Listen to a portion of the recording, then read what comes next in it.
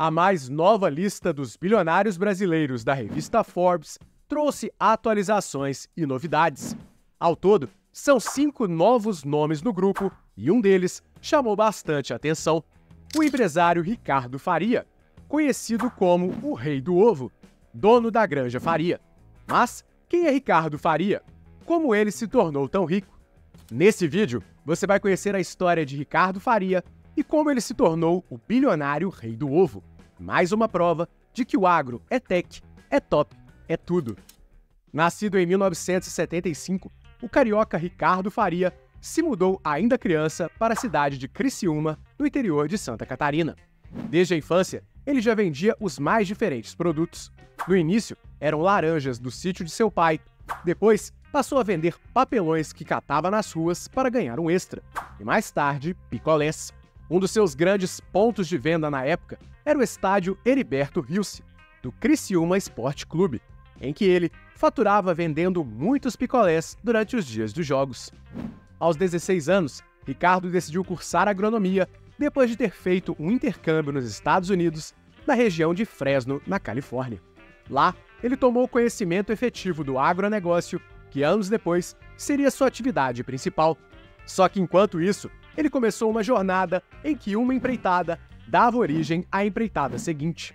Enquanto cursava a faculdade na cidade de Porto Alegre, Ricardo decidiu abrir seu próprio negócio, mas em uma área diferente da área de estudo: uma confecção de uniformes comerciais, que começou pequena e nos anos seguintes passou a atender frigoríficos e montadoras.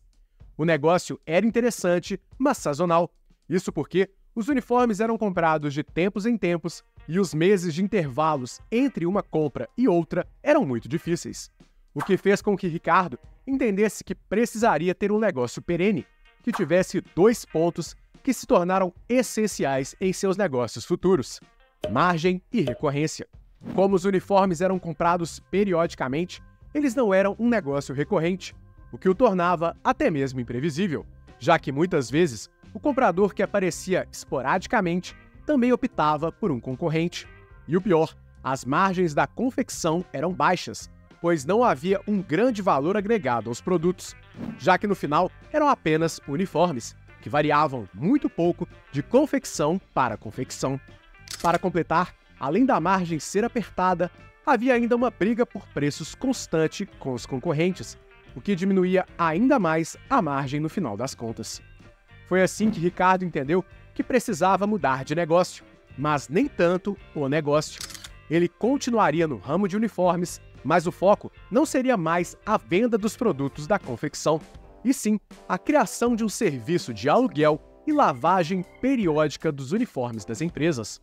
Uma vez que era muito mais lucrativo alugar e lavar uniformes do que simplesmente vender uniformes, já que, como se tratava de um serviço que até então não era praticado amplamente, era possível agregar valor à prestação e se lucrar muito mais, ou até 10 vezes mais margem do que a confecção, como dito pelo próprio empresário.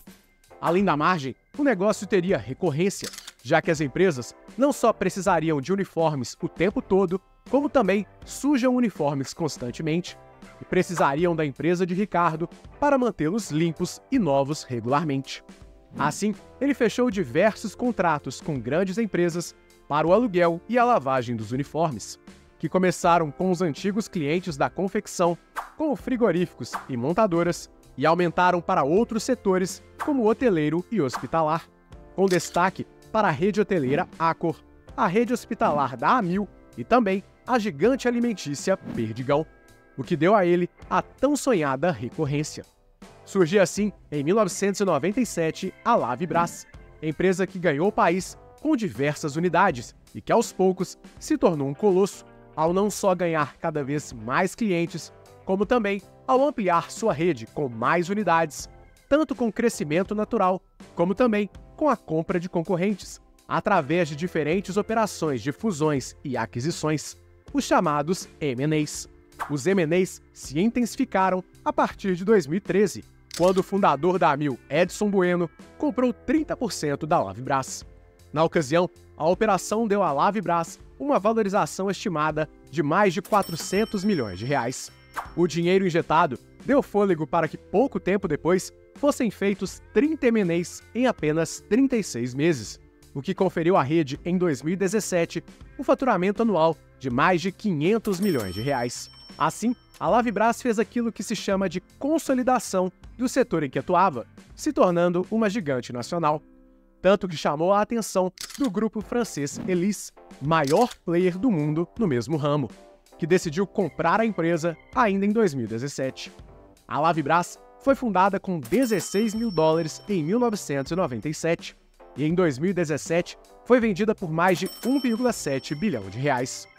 Nesse tempo, além da venda de parte do negócio para a família de Godoy Bueno, Ricardo Faria afirma que distribuiu cerca de 5% do negócio para colaboradores da empresa, naquilo que é conhecido como partnership, em que alguns funcionários-chave recebem participação acionária em um negócio, e que já foi explicada detalhadamente aqui no canal. A prática também foi feita pelo empresário em seus outros negócios posteriores. No início, a Lavibras foi fundada por Ricardo junto de um amigo. A sociedade durou até 2005, quando o sócio vendeu sua participação para a Faria.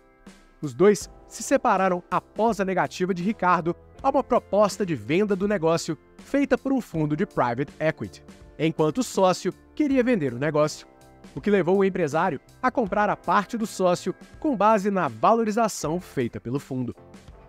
A Lavibras foi o primeiro grande negócio de Ricardo Faria e deu a ele uma fortuna considerável. Contudo, enquanto tocava as operações da Lavibras, Ricardo já dava início a outro negócio que se tornaria ainda maior, a Granja Faria. Em 2006, Faria abriu seus olhos para o mercado avicultor, após ter a informação de que a Perdigão, sua então cliente da Lavibras, estava precisando de um novo fornecedor para o chamado mercado de ovos férteis.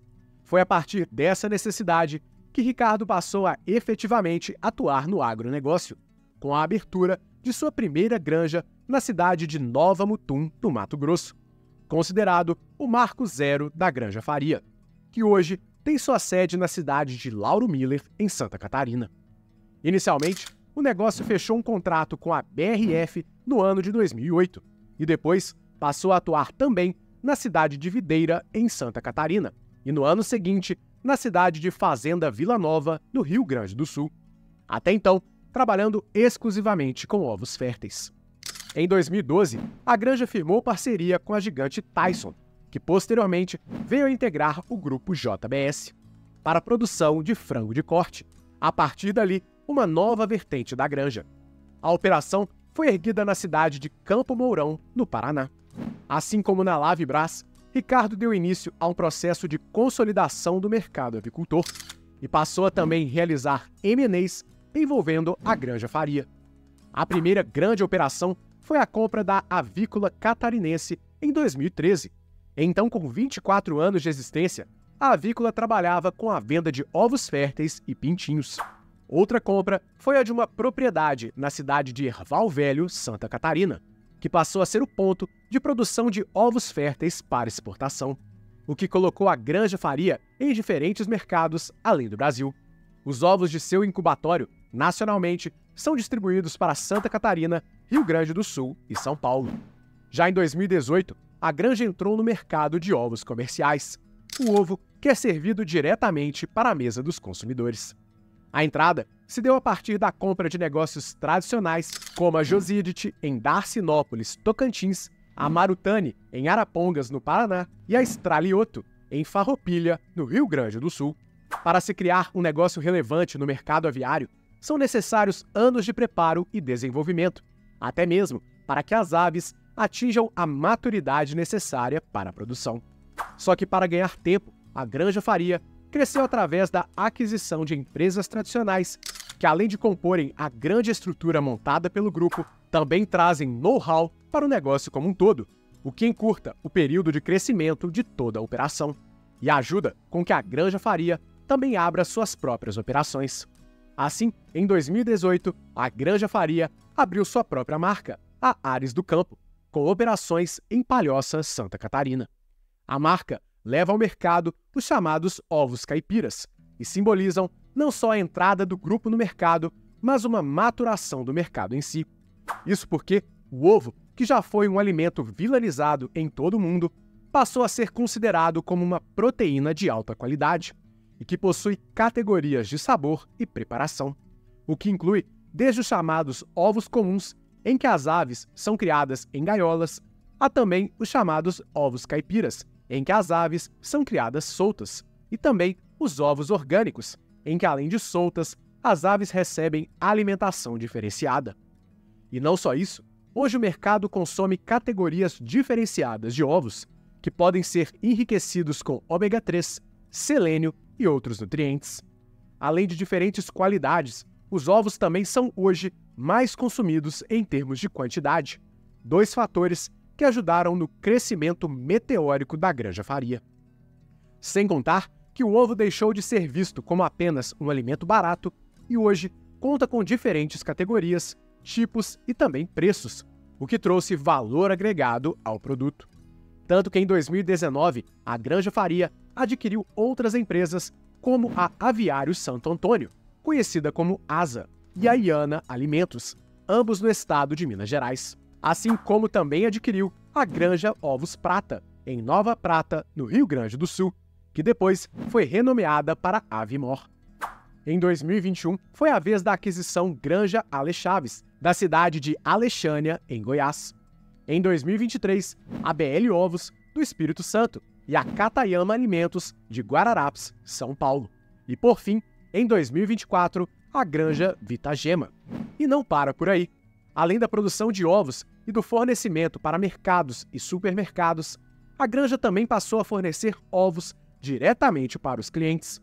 Primeiro, através da chamada assinatura de ovos, em que os clientes recebem periodicamente um carregamento de ovos em suas casas, e também com seu próprio fast food, com o ovo como principal estrela, chamado Egg.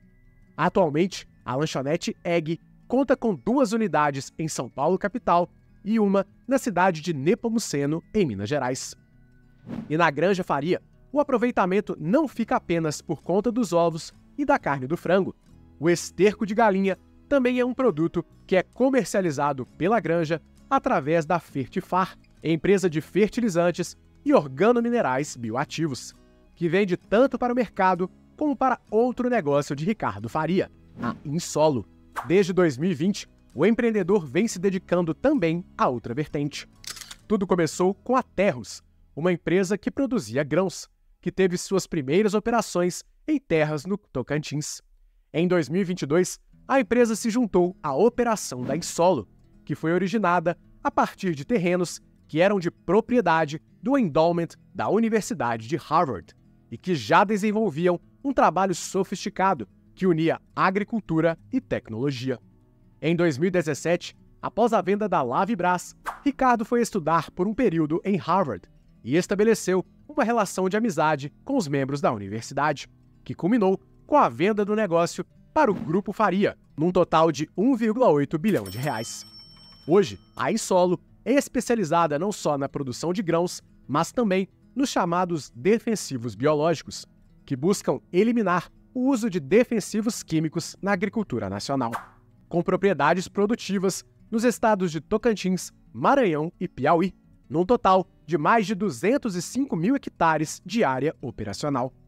A empresa se notabiliza pelo uso de alta tecnologia em suas fazendas, e inclusive, uma delas foi a primeira do país a receber sua própria antena de internet 5G, o que mostra o avanço da operação, que fatura mais de 1 bilhão de reais por ano e é a 5ª maior produtora de grãos do país. Assim, Ricardo Faria construiu um ecossistema que faz parte da chamada economia circular e que confere uma sinergia enorme entre a Insolo e a Granja Faria. Isso porque a Insolo fornece o alimento das galinhas da Granja Faria, que por sua vez fornecem o esterco que é usado como adubo das plantações da Insolo, o que cria um ecossistema de ganha-ganha. Voltando à Granja Faria, ela detém 10% do mercado nacional de ovos e há expectativa de que exista margem para se chegar a 25% do mercado nos próximos anos. Apesar disso, por enquanto, não há intenção de se abrir o capital do grupo, que deve continuar crescendo com recursos próprios, apostando principalmente nos M&As.